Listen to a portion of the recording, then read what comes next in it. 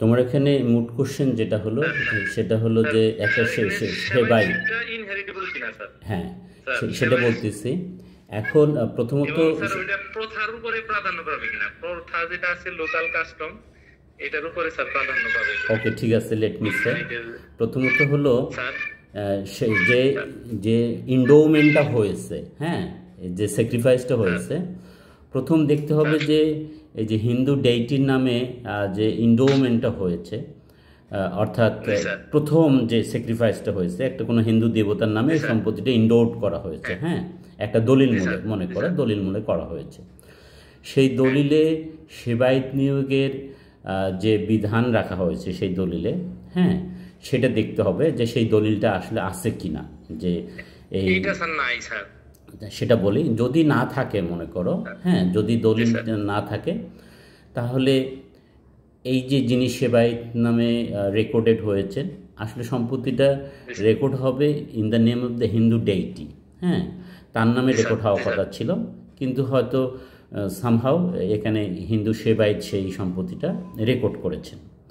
তো এখন না, রেকর্ড, ওইভাবেই স্যার হয়েছে স্যার, যে বিগ্রহ অমুক, হ্যাঁ হ্যাঁ, মানে রাধা কি যেন, রমন না কি যেন বিগ্রহ পক্ষে সেবাই, হুম হুম হুম, এইভাবেই স্যার রেকর্ড হয়েছে। তাহলে শুদ্ধভাবে রেকর্ড হয়েছে। হ্যাঁ, জি স্যার। জি স্যার। এখন আফটার ডেথ অফ দ্য সেবায়েত, এখন এই সেবাই। সম্পত্তিটা আসলে কে পরিচালনা করবে? আসলে সেবায়েত মানে তো হলো দ্য ম্যানেজার, হ্যাঁ। তো এখন হিন্দু জি স্যার। জি স্যার, ডেইটির ম্যানেজার। পক্ষে তিনি, হ্যাঁ, ম্যানেজ, মানে two preserve, protect and manage, এইটা হলো তার রেসপন্সিবিলিটি। জি এখন স্যার।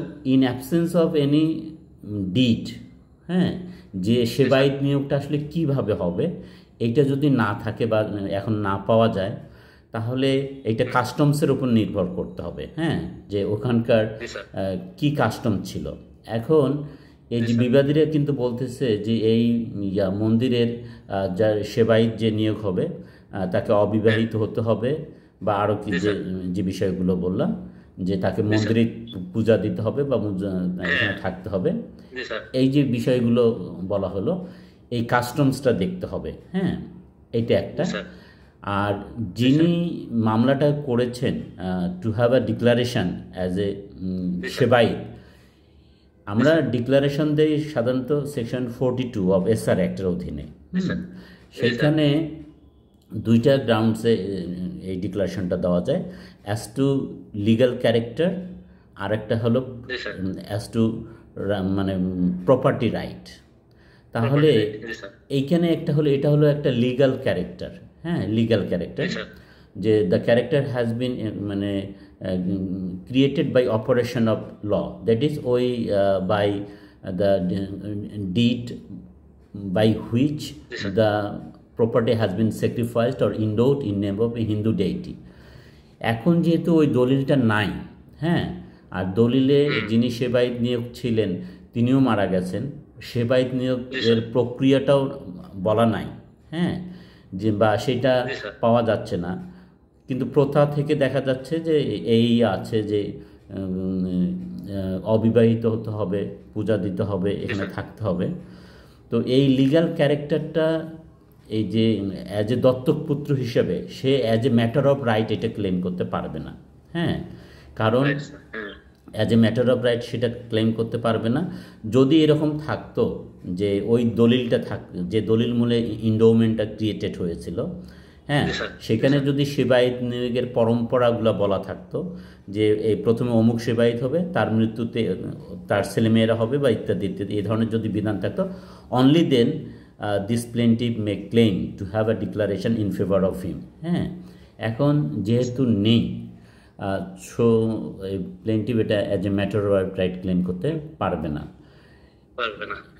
আর স্যার এটা স্যার ওই বাদী নিজে জেরাতেও আবার স্বীকার করেছে যে আগে যারা সেবায়েত ছিল তারা সকলেই হচ্ছে বৈরাগী, মানে হচ্ছে অবিবাহিত ছিল হুম হুম এবং তাদের কোনো সন্তানাদি ছিল না, এবং তারা এখানেই হচ্ছে থেকে হুম, সব সময় পূজা করত।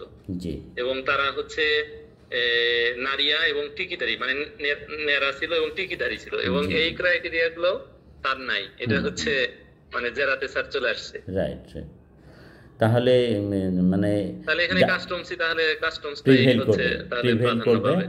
আর সবচেয়ে বড় কথা যে ডিক্লারেশন তো তার লিগ্যাল রাইট থাকতে হবে, বা লিগ্যাল ক্যারেক্টার জি স্যার। থাকতে হবে। তো লিগ্যাল ক্যারেক্টারটা তো must be created by operation of ল।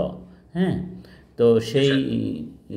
তার লিগ্যালিটিটা তো দেখাতে পারছেন না, বা তার লিগ্যাল ক্যারেক্টার তিনি যেটা দাবি করতেছেন অ্যাজ এ সেবাইত, যে আমি এটা মানে I have the right to have a declaration as a সেবাইত, জি স্যার। এইটা তিনি পাবেন না, কারণ এটা নট সাপোর্টেড বাই ল। এই- জি স্যার, এখানে এখানে স্যার আরেকটা কোশ্চেন আছে স্যার। হ্যাঁ, সেটা হচ্ছে আগের যিনি সেবায় ছিলেন, জি এসে রেকর্ড যার নামে আর কি, জি সে কি করলো, তার মারা যাওয়ার আগে একটা হচ্ছে উইল করে গিয়েছে।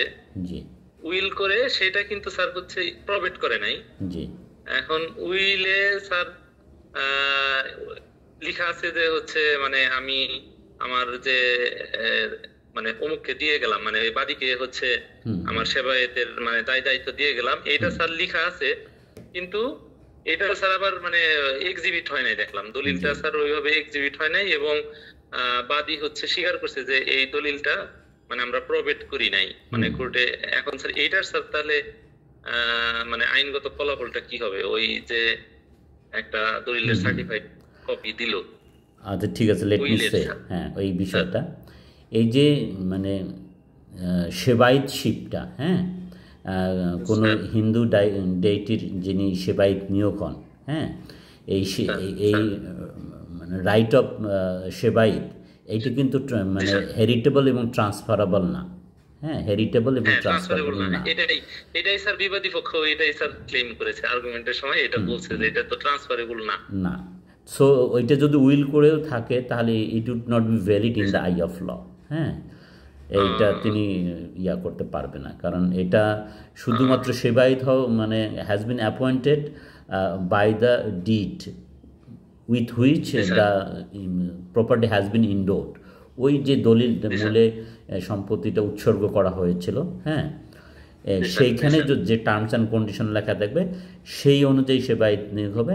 তিনি তার যতদিন টার্ম থাকবে বা ওই দলিলে যেরকম বলা থাকবে সেই অনুযায়ী মানে তার অফিসটা সাকসিড হবে। হ্যাঁ, কিন্তু এই বুঝতে পেরেছি স্যার। তার এই যে অফিসটা সেবায়িতশিপ, যে অফিসটা, এইটা তিনি কাউকে তার উত্তরাধিকারদের বরাবর ট্রান্সফার করতে পারবেন না, উইল করতে পারবেন না, বা কোনো কাপে করতে পারবেন না।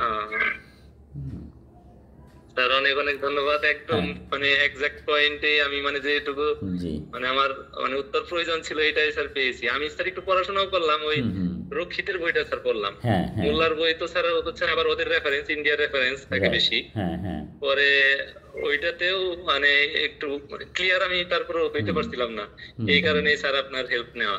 না, অনেক ধন্যবাদ যে তোমার ইয়ে হ্যাঁ অনুসন্ধিৎসু মন আছে। একটা সিদ্ধান্ত দিতে গেলে যেন সঠিক হয়, এই চেষ্টাটাই করা উচিত আমাদের সকলের। জি স্যার, জি স্যার, জি স্যার। Thank you.